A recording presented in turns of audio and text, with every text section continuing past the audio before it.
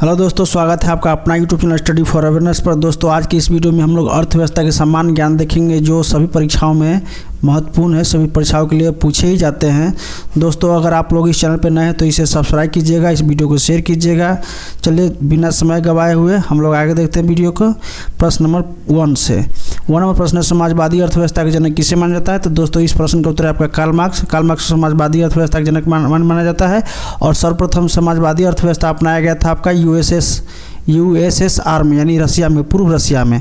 भारतीय अर्थव्यवस्था के उदारीकरण का अग्रदूत किसे माना जाता है? तो आपका डॉक्टर मनमोहन सिंह है। मनमोहन सिंह 1991 में ये आपका गवर्नर थे आरबीआई का। और वहीं एलपीजी लिबरलाइजेशन, प्राइवेटाइजेशन, ग्लोबलाइजेशन इनके रीजन में ही लागू किया गया था, इसलिए इन्हें ये उपाधि दिया गया। दीपक पारेख समिति किस लिए गठित की गई थी? तो दोस्तों यह प्रश्न उत्तर है इसका, अवसंरचना के विकास और वित्तीय सुझाव के लिए सांख्यिकी संगठन यानी CSO का गठन इनके समिति के सुझाव पर ही किए गए थे। दोस्तों इस वीडियो में आपको समिति, कमेटी ये सब बहुत मिलेंगे, क्योंकि अर्थव्यवस्था में अधिकतर प्रश्न आपका स्टैटिक से ही आते हैं, तो आप लोग इसे ध्यान रखिएगा और अंत तक जरूर देखिएगा, क्योंकि ये बहुत महत्वपूर्ण प्रश्न होंगे और वीडियो होंगे। क्योंकि अर्थव्यवस्था से प्रश्न सभी वीडियो में आते ही हैं, सभी एग्जाम में आते ही हैं, आप लोग जानते हैं, और अच्छे खासे आते हैं, तो आप लोग इसे अंत तक जरूर देखिएगा। वैश्विक भूखमरी सूचकांक रिपोर्ट के मुख्य घटक क्या है? तो आपका है अल्प पोषण, शिशु वृद्धि रोधन तथा शिशु मृत्यु दर। अगला प्रश्न हम लोग देखते हैं, रघुराम राजन समिति का संबंध किससे है? तो आपका आर्थिक क्षेत्र में सुधार से संबंधित है रघुराम राजन समिति का संबंध। आगे हम लोग देखते हैं दोस्तों प्रश्न नंबर 7, व्यय प्रबंधन आयोग यानी एक्सपेंडिचर मैनेजमेंट कमीशन के प्रथम अध्यक्ष कौन थे? तो बिमल जलान। और बिमल जलान आपका आरबीआई के गवर्नर भी थे, आरबीआई के गवर्नर भी थे, तो ध्यान रखिएगा। पिछड़े देशों के लिए रोलिंग प्लान का सुझाव किसने दिया था? तो आपका गुरनान मिडल दिया था। और गुरनान मिडल ने ही इन्हीं के प्लान के आधार पर भारत में भी रोलिंग प्लान लागू किया गया था, आप लोग जानते हुएगा। इतिहास, अर्थव्यवस्था में इतिहास में प्रश्न पूछे जाते हैं। राज्य और राष्ट्रीय लैंड यूज बोर्ड तथा national land resources conservation and development commission के मुख्य रूप से किन कार्यों के लिए गठित किए गए थे? तो आपका खेती योग्य भूमि की पहचान एवं उसके विकास के लिए, याद रखिएगा। ई चौपाल नामक ग्रामीण विपणन तंत्र यानी रूरल मार्केटिंग सिस्टम किसने प्रारंभ किया था? तो अंतर्राष्ट्रीय व्यापार केंद्र ITC ने किया था, याद रखिएगा दोस्तों। अगला प्रश्न वो देखेंगे दोस्तों, 11 नंबर है, भारत सरकार ने किस मंत्रालय के अंतर्गत राष्ट्रीय विकलांग वित्त निगम की स्थापना की है? तो सामाजिक न्याय एवं अधिकारिता मंत्रालय के अंतर्गत किया है। अगला प्रश्न 12 नंबर, अंकटाड के गठन का मुख्य उद्देश्य क्या है? तो आर्थिक उन्नति है दोस्तों, याद रखिएगा। आगे हम लोग देखते हैं प्रश्न नंबर 13, भारत के सर्वाधिक विदेशी मुद्रा देश पर खर्च होते हैं? तो आपको है ईंधन तेल आयात पर, यानी कच्चा पेट्रोलियम आयात पर सबसे अधिक तेल खर्च होते हैं, क्योंकि ये अस्थिर मार्केट है, हमेशा घटते बढ़ते रहता है इसलिए। और सबसे अधिक विदेशी मुद्रा भारत को प्राप्त होता है तो आपको आभूषण निर्यात पर, याद रखिएगा। राष्ट्रीय आय समिति की स्थापना कब की गई थी? तो 1949 ईस्वी में। भारतीय मौद्रिक व्यवस्था की इकाई क्या है? तो रुपये है, याद रखिएगा। आगे हम लोग देखते हैं दोस्तों प्रश्न नंबर 16, भारत में दशमलव मुद्रा प्रणाली कब प्रारंभ हुई थी? तो 1 अप्रैल 1957 ईस्वी में, ध्यान रखिएगा। दोस्तों प्रश्न नंबर आपका 17 है। 17वां प्रश्न है, भारत में सिक्के जारी करने के लिए कौन अधिकृत है? दोस्तों यहाँ पर गलत है, सिक्का जारी किया जाता है वित्त मंत्रालय के द्वारा, तो याद रखिएगा सिक्का जारी किया जाता है आपका वित्त मंत्रालय के द्वारा, ना कि आरबीआई के द्वारा। आरबीआई के द्वारा नोट जारी किया जाता है, आरबीआई के द्वारा। संयुक्त राष्ट्र विकास कार्यक्रम के पहली बार मानव विकास रिपोर्ट कब जारी किया था? तो आपका 1990 ईस्वी में किया था दोस्तों। इसका एक प्रणेता थे डॉक्टर महबूबुल हक जो पाकिस्तान के थे, और वहीं दूसरा थे आपका डॉक्टर अमर्त्य सेन जो भारत के थे, और इन्हीं के प्रयासों से आपका ये रिपोर्ट जारी किया जाने लगा 1990 से, ध्यान रखिएगा। मानव विकास सूचकांक का आकलन का आधार क्या है? तो जीवन प्रत्याशा, शिक्षा का स्तर और प्रति व्यक्ति आय इसका आधार है, ध्यान रखिएगा। भारत में राष्ट्रीय आय तथा घरेलू उत्पादन का लेखा कौन करता है? तो आपका केंद्रीय सांख्यिकी संगठन CSO, सेंट्रल स्टैटिस्टिक्स ऑर्गेनाइजेशन, ये आपका है, ध्यान रखिएगा। वर्तमान में राष्ट्रीय आय के गणना का आधार वर्ष क्या है? तो यह दोस्तों हो जाएगा 2011-12 है, जबकि दोस्तों एक बात और ध्यान रखिएगा, 2011-12 से बढ़ा करके 2021-22 करने के लिए एक कमेटी गठन की गई है, और उससे रिपोर्ट जब सौंपा जाएगा तो वो आधार वर्ष आपका 2021-22 हो जाएगा, ध्यान रखिएगा। भारत में सर्वप्रथम राष्ट्रीय आय का आकलन कब किया गया था? तो 1868 में दादा भाई नौरोजी द्वारा, और 2 व्यक्ति और थे, याद रखिएगा। भारत में मानव विकास रिपोर्ट को कौन प्रकाशित करता है? तो नीति आयोग करता है, ध्यान रखिएगा। वहीं मिश्रित अर्थव्यवस्था को अपनाने वाला विश्व का पहला देश कौन था? तो आपका फ्रांस है। मिश्रित अर्थव्यवस्था को अपनाने वाला विश्व का पहला देश फ्रांस था। और भारत में भी आपका मिश्रित अर्थव्यवस्था अपनाया जाता है। भारत में भी आपका मिश्रित अर्थव्यवस्था है दोस्तों, याद रखिएगा। वहीं अमेरिका की बात की जाए तो वहाँ कैपिटल है, कैपिटलिस्ट, याद रखिएगा, कैपिटलिस्ट यानी पूंजीवादी अर्थव्यवस्था है वहाँ पर अमेरिका में है। वहीं रूस की बात की जाए तो वहाँ समाजवादी अर्थव्यवस्था है। चीन में समाजवादी अर्थव्यवस्था माना जाता है, लेकिन मुख्य रूप से अब नज़र आ रहा है कि वहाँ भी मिश्रित अर्थव्यवस्था ही चल रही है, तो ध्यान रखिएगा। अगला प्रश्न हम देखेंगे दोस्तों, केंद्रीय सांख्यिकी संगठन यानी CSO की स्थापना कब की गई थी? तो 2 मई 1951 ईस्वी में। प्रश्न दोस्तों हम लोग देखते हैं, भारतीय सकल घरेलू उत्पाद यानी इंडियन GDP में सर्वाधिक योगदान वाला राज्य कौन सा है? तो महाराष्ट्र है। और इसके पीछे जा रहा है आपका उत्तर प्रदेश भी इसे पीछा कर रहा है, क्योंकि ये भी तेजी से विकास करने वाला एक राज्य बन रहा है। राष्ट्रीय विकास परिषद NDC का गठन कब हुआ था? तो 6 अगस्त 1952 ईस्वी में इसका गठन हुआ था, ध्यान रखिएगा, NDC का गठन हुआ था। भारतीय सांख्यिकी संस्थान कहाँ स्थित है? तो आपका कोलकाता में, ध्यान रखिएगा। किसी भी देश के आर्थिक विकास दर सर्वश्रेष्ठ का सूचक क्या है? तो प्रति व्यक्ति आय, प्रति व्यक्ति कितना आय है, इसके आधार पर ही विकास का पता चलता है कि वहाँ पर क्या समाज के क्या विकास हो रहा है।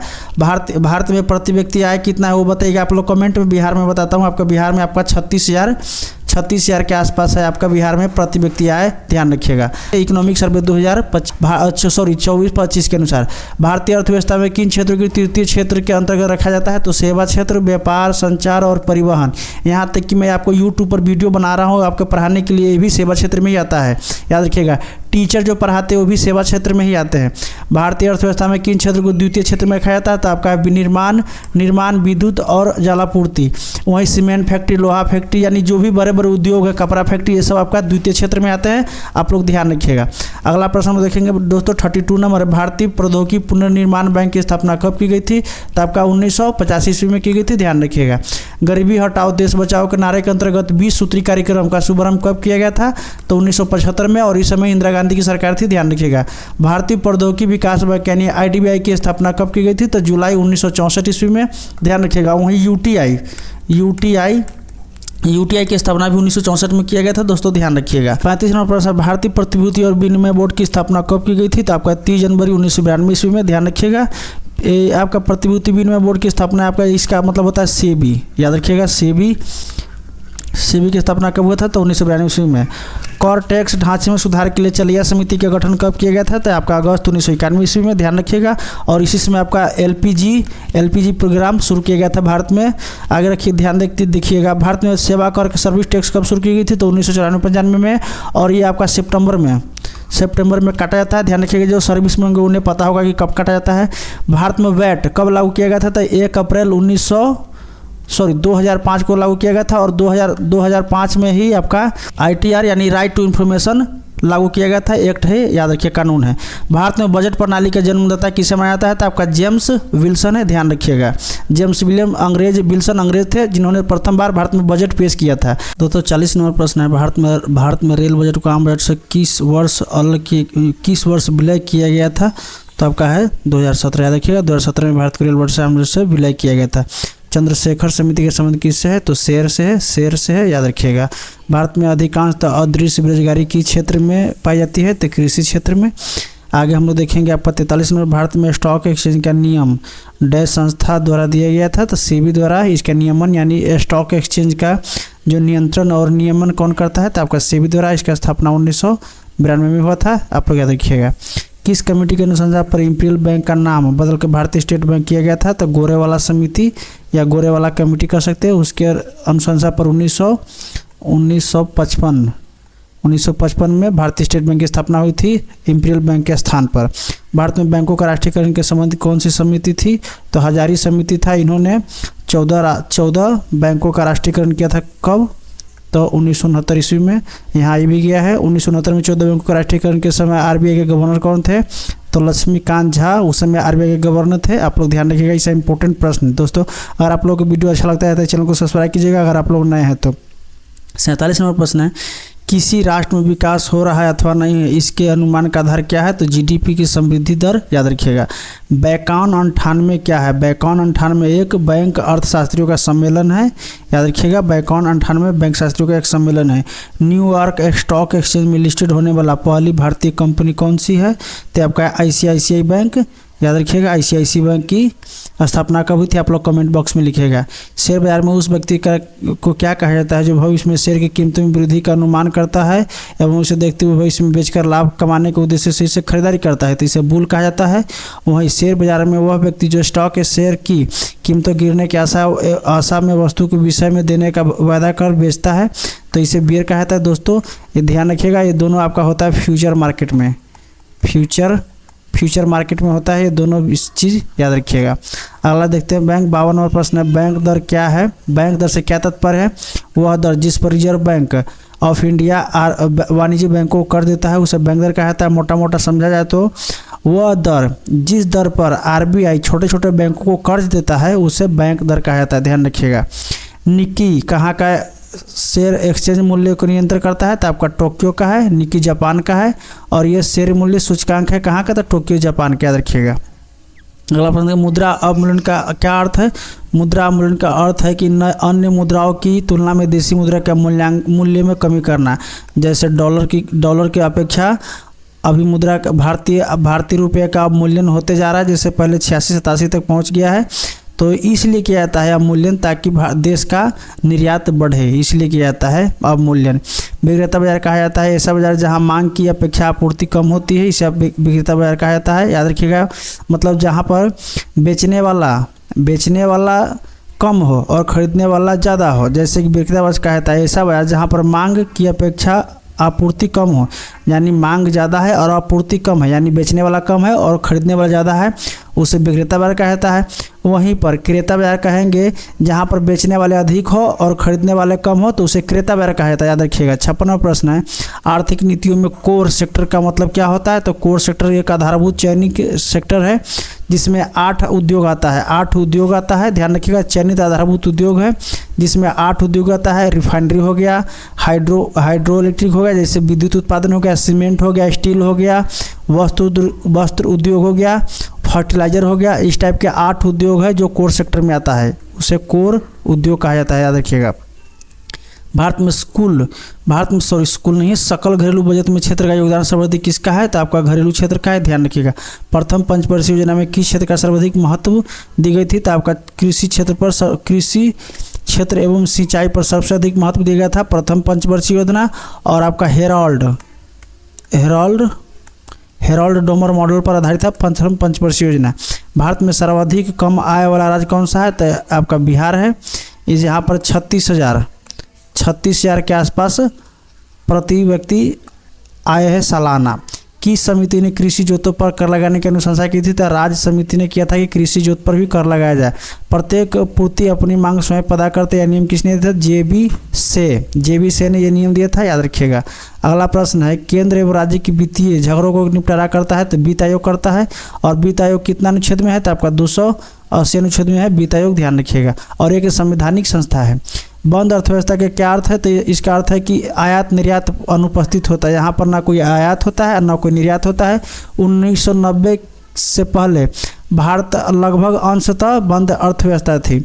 ऐसी कोई भी कर जिसका उल्लेख भारतीय संविधान में नहीं है वो लगाया और वसूला किसी जगह? तो केंद्र सरकार ऐसे कर वसूलेंगे, ध्यान रखिएगा। प्लास्टिक मनी किसे कहता है? तो क्रेडिट कार्ड को कहता है। और डिजिटल मनी किसे कहता है? आप लोग दिखिएगा कमेंट में, डिजिटल मनी किसे कहता है। आबिद हुसैन समिति का संबंध किससे है? तो लघु उद्योग से है।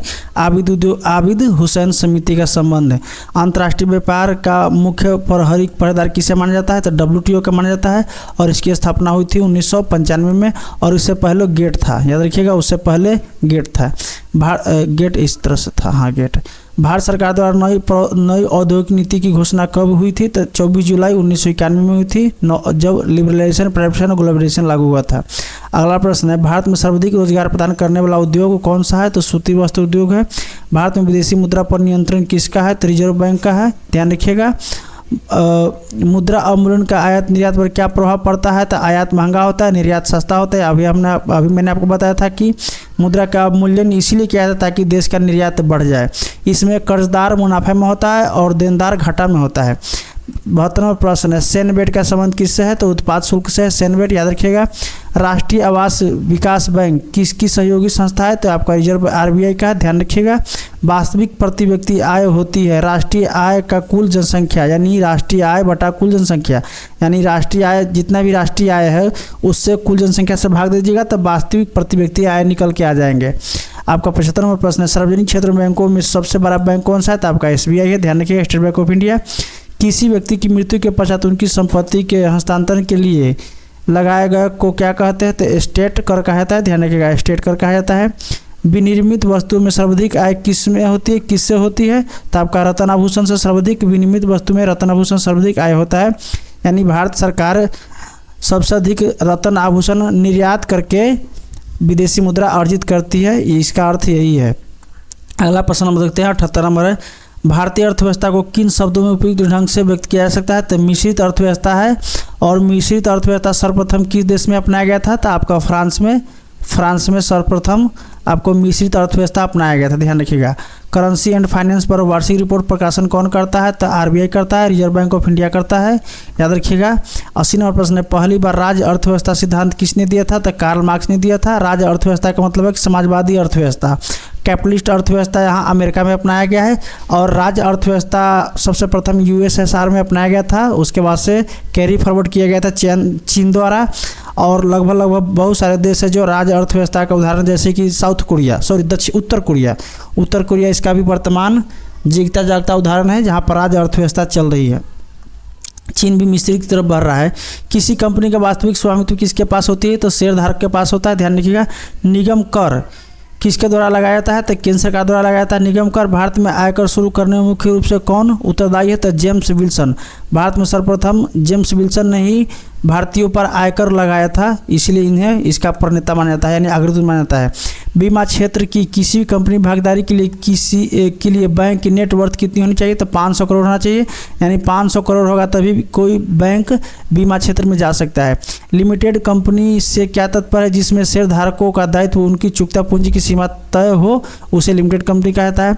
भारत में कुल निर्यात का सबसे बड़ा भाग जाता है तो आपका यूरोपियन आर्थिक समुदाय के पास, यानी यूरोपियन जो समूह है जिसमें 28 देश है यूरोपियन समूह में, यूरोपियन संघ में, वहाँ जाता है, याद रखिएगा। मिश्रित अर्थव्यवस्था और इंडिविजुअल देश की बात की जाए तो यूएस हो जाएगा, यूएसए। इंडिविजुअल देश की बात की जाए तो यूएसए सबसे अधिक व्यापार होता है, लेकिन यहाँ समूह की बात है तो आपका यूएई है, यूरोपियन संघ है। मिश्रित अर्थव्यवस्था का अर्थ होता है सार्वजनिक एवं निजी क्षेत्र का दोनों का साथ साथ होना। जैसे भारत का रेल हो गया और अडानी का हो गया, आपका पोर्ट हो गया, समुद्री पतन हो गया, वहीं भारत का ओएनजीसी हो गया, अडानी रिलायंस कंपनी हो गया, तो ये सब मिलजुल के काम करता है, इसे कहा जाता है मिश्रित अर्थव्यवस्था, याद रखिएगा। जहाँ पर सरकार की व्यवस्था और प्राइवेट कंपनी की व्यवस्था साथ मिलकर काम करता है, इसे ही मिश्रित अर्थव्यवस्था कहा जाता है। आर्थिक वृद्धि का आधार क्या होता है? तो उत्पादन होता है। उत्पादन का सबसे गतिशील कारक कौन सा है? तो पूंजी है, पूंजी सबसे बड़ा गति कारक है। भारतीय अर्थव्यवस्था को प्रारंभिक क्षेत्र में क्या कहता है? तो कृषि प्रारंभिक क्षेत्र में आता है, याद रखिएगा।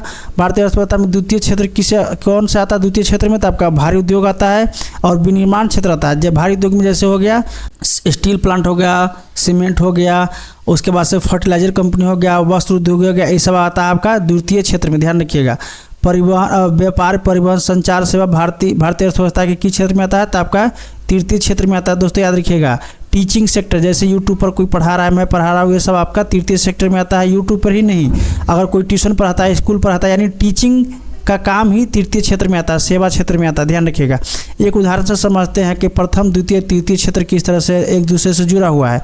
तो मान लेते हैं आलू, एक आलू को किसान ने उत्पादन किया, एक आलू को, और ये उत्पादन किस में हुआ? तो आपका प्राथमिक क्षेत्र में होगा, कृषि कार्य में आ जाएंगे। अब ये आलू चला जाएगा कहाँ पे? एक फैक्ट्री में चला जाएगा, फैक्ट्री में चला जाएगा, और जहाँ पर इसका चिप बन गया, चिप्स बन गया, वहाँ पर चिप्स बन गया, और इस फैक्ट्री से चिप्स को आगे बढ़ा करके परिवहन द्वारा बाज़ार में बेचा गया, बाजार मार्केट में भेजा गया। तो ये फैक्ट्री तो आपका द्वितीय क्षेत्र हो गया, और ये चिप्स को मार्केट में भेजा गया बेचने के लिए, ये आपका हो गया तृतीय क्षेत्र, जैसे कि सेवा सेक्टर में आ गया। तो यहाँ पर जहाँ उत्पादन होता है हो गया प्राथमिक क्षेत्र हो गया, इसको रूपांतरण होता है फैक्ट्री में, आपका द्वितीय क्षेत्र हो गया, और जहाँ पर इसको खपाया जाता है, बेचा जाता है, ये सब आपका हो गया तृतीय क्षेत्र के अंतर आता है। आप लोग ध्यान रखिएगा। आगे हम लोग देखते हैं प्रश्न नंबर 93। अर्थशास्त्र का जनक किसे कहता है? तो एडम स्मिथ, याद रखिएगा एडम स्मिथ विश्व प्रसिद्ध इनका एक बुक है, आप लोग कमेंट सेक्शन में लिखिएगा उस बुक का क्या नाम है। लगातार बढ़ती कीमतों की प्रक्रिया कहलाती है मुद्रास्फीति, लगातार कीमत में बढ़ती है तो मुद्रास्फीति कहलाती है। भारत में सर्वप्रथम राष्ट्रीय आय का अनुमान किसने लगाया था? तो दादा भाई नौरोजी ने लगाया था, तो 1866 ईस्वी में लगाया था, ध्यान रखिएगा। भारत में मुद्रास्फीति की गणना किस पर आधारित है? तो आपका थोक मूल्य सूचकांक पर है, ध्यान रखिएगा, थोक मूल्य सूचकांक इस पर आधारित है। और ये कब आधार, इसका आधार वर्ष क्या है? आधार वर्ष इसका है आपका 2011-12, ध्यान रखिएगा, इसका आधार वर्ष आपका 2011-12 है। अब ये कमेटी गठित हुई है जिसे 2021-22 में करने के लिए कमेटी गठित हुई है। अगला प्रश्न को देखते हैं। अगला प्रश्न आपका 97 नंबर। भारत का पहला बैंक कौन सा जिसमें ISO सर्टिफिकेट प्राप्त किया था? तो आपका है ये कैनरा बैंक, जिन्होंने ISO प्रमाण पत्र मिला था, याद रखिएगा। मंडरिया तिजरिया शब्दावली किससे संबंधित है? तो शेयर बाजार है, इसे अंग्रेजी में बुल एवं बियर कहा जाता है, ध्यान रखिएगा। भारत में बेरोजगारी की समस्या मूलतः किस प्रकार की है? तो संरचनात्मक यानी जटिल है। 100 नंबर प्रश्न, मुद्रा वह है जो मुद्रा का कार्य करे, यह परिभाषा किसने दिया था? तो वाकर द्वारा दिया गया था। यह महत्वपूर्ण अर्थशास्त्री थे, फेमस अर्थशास्त्री थे, ध्यान रखिएगा। अर्थशास्त्र में ग्रेशम का नियम संबंधित है मुद्रा का संकुचन से। ग्रेशम का नियम किससे संबंधित है? मुद्रा के संकुचन से। दोस्तों प्रश्न अर्थशास्त्र में मैक्सिमम आपका सिद्धांत आता है, थ्योरी आता है, समिति आता है, ये सब प्रश्न आते ही हैं, तो आप लोग इसे अच्छा से देखिएगा और अंत तक देखिएगा। उपभोक्ता के लिए बचत का सिद्धांत किसने दिया था? तो एडोल्फ मार्शल ने दिया था, याद रखिएगा, अल्फ्रेड मार्शल ने दिया था, अल्फ्रेड मार्शल ने दिया था उपभोक्ता के बचत का सिद्धांत। और ये VVI प्रश्न है, याद रखिएगा, पूछे ही जाता है। बिग पुश सिद्धांत किसके द्वारा दिया गया था? तो रॉडन द्वारा दिया गया था, ये भी VVI प्रश्न है। बिग पुश सिद्धांत किसने दिया था? तो रॉडन द्वारा दिया गया था। कागजी मुद्रा जारी करने का पूर्ण अधिकार किसके पास है? तो RBI के पास है, रिजर्व बैंक के पास है। वहीं सिक्का जो जारी किया जाता है किसके द्वारा? तो वित्त मंत्रालय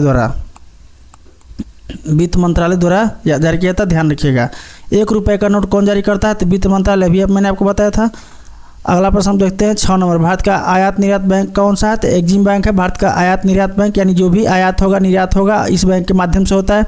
मुद्रा स्वयं का निर्माण करती है, किसका कथन है? तो आपका है क्रोमर का, ध्यान रखिए क्रोमर। दोस्तों मैंने इस वीडियो में 107 प्रश्न करवाया है जो प्रीवियस ईयर क्वेश्चन है, और ये सभी प्रश्न आपका BPSC, बिहार दरोगा, बिहार CGL और इस सेंट्रल का CGL उन सभी सेट में पूछे गए हैं, और वहाँ से सबको एक एक करके चुन के कंपाइल किया गया है। इसके 2-3 सेट और आएंगे जो आपका अर्थशास्त्र के सभी प्रश्न का लगभग कंप्लीट हो जाएगा। जो मुख्य रूप से जो पूछे जाते हैं वही सब प्रश्न यहाँ पर इकट्ठा किया गया है। दोस्तों अगर आप लोग को ये वीडियो अच्छा लगता है और अगर आप लोग इस चैनल पर नए हैं तो इस चैनल को सब्सक्राइब कीजिएगा, वीडियो को लाइक कीजिएगा, शेयर कीजिएगा, ताकि और भी बच्चे को लाभ मिल सके। वीडियो देखने के लिए धन्यवाद।